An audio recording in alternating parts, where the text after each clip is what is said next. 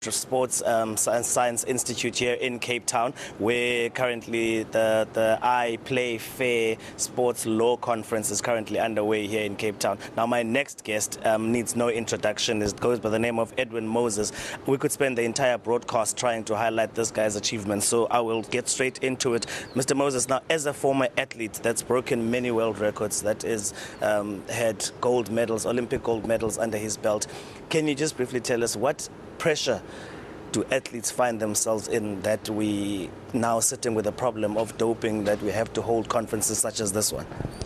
Well, I didn't experience that kind of pressure because I knew what I was capable of, and I trained in a very old school way where I was prepared, did a lot of work and multiple training units per day, and I was unique. I think the pressure really comes from athletes who are in an environment where they know that other athletes are cheating, and the sports bodies don't do as much as they can to prevent it.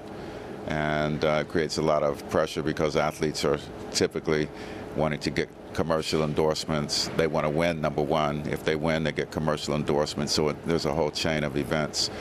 But when nothing is being done and there's no line of defense to protect a clean field of play and a level field of play, then athletes begin to get nervous, and that's when the problems start.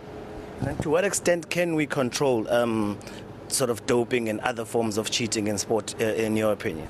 Well, I think initially you have to approach the athletes on an ethical standpoint, but one of the biggest problems is that the athletes have to trust that the playing field is being protected.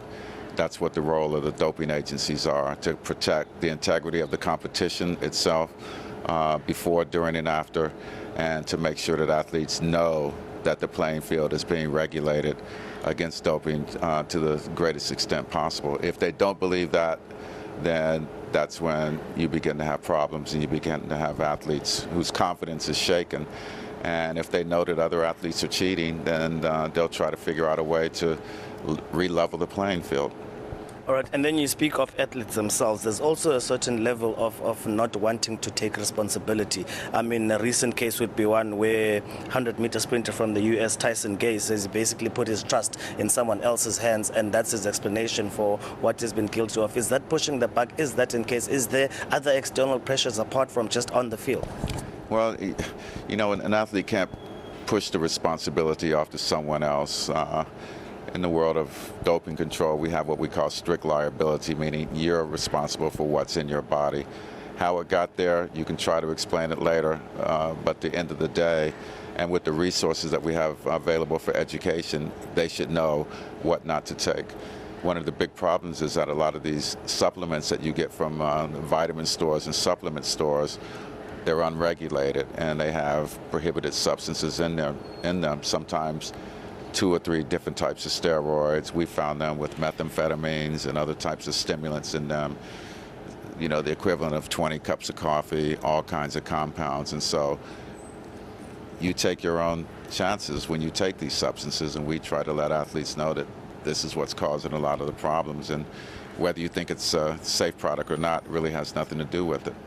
All right, and now this has been an ongoing thing. I mean, it's been around for quite a while now. Is this a suggestion that perhaps the cheaters and the dope pushers, are they ahead of the authorities? You know, there's many times more clean athletes than there are cheating athletes, and the athletes that want to remain clean and want to compete, although they may lose, are predominant.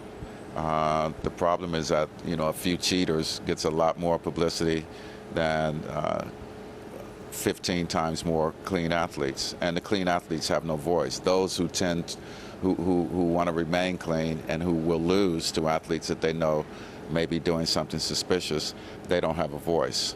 And so the doping agencies and people like me, we're the voice for athletes who want to remain clean, and that's where we have to draw the line. Someone has to stand up for a clean playing field. If the athletes don't believe it, then you have problems.